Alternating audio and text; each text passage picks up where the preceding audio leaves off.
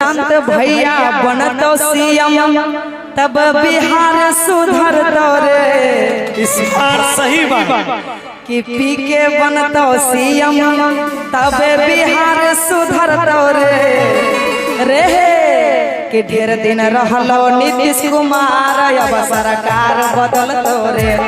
दिन रहलो नीतीश कुमार अब सरकार बदलतो रे। अरे प्रसन्न भैया सीएम तो बिहार बदलतो रे।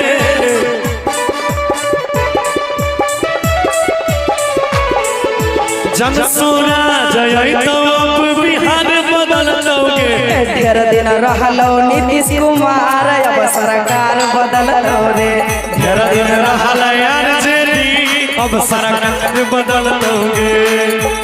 शांत भैया बनतो सीएम तब बिहार सुधरतो रे। इस बार सही बात कि पी के बनतो सीएम तब बिहार सुधरतो रे कि ढेर दिन रहलो नीतीश कुमार अब सरकार बदलतो रे।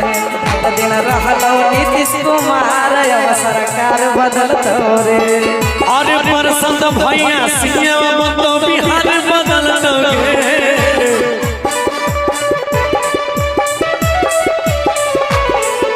जनसुरा जय तो बिहार बदलतो गे। ढेर दिन रहलो नीतीश कुमार अब सरकार बदलतो रे। ढेर दिन रहल आरजेडी अब सरकार बदलतो गे।